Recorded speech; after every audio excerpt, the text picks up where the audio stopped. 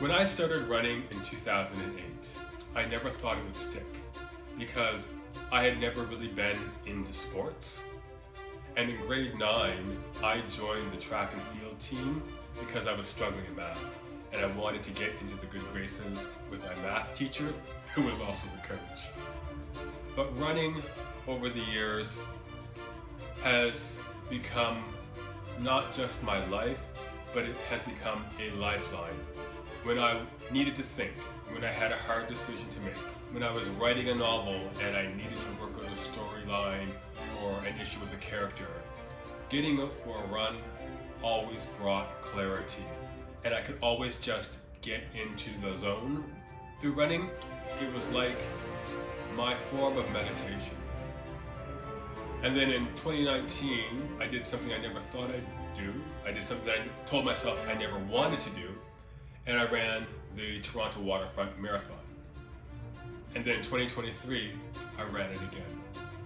In both marathons, I had sustained injuries in my right foot that I never really got examined.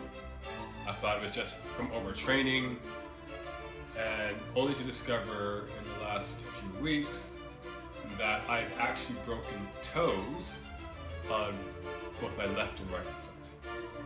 Because for the last 2 years, I've really been struggling with my running because of the pain.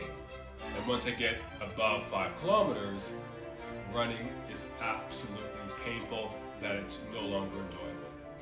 So I am in a season of my running life where I need to potentially let go. And letting go is hard because running has been such an integral part of who I am, my daily routine, how I've been able to stay physically active and mentally fit. But there are some times in life where we have to let go in order to embrace the next evolution of life. I'm struggling with that, but I know that something greater is on the horizon.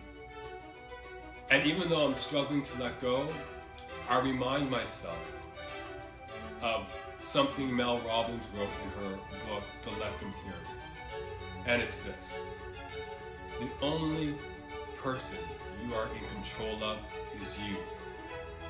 Your thoughts, your actions, your feelings. So I'm trying to take control, and I am trying to let go. And I hope if there's something that you are struggling with, that you can step into that next evolution of life. Because, as I said, something greater lies beyond.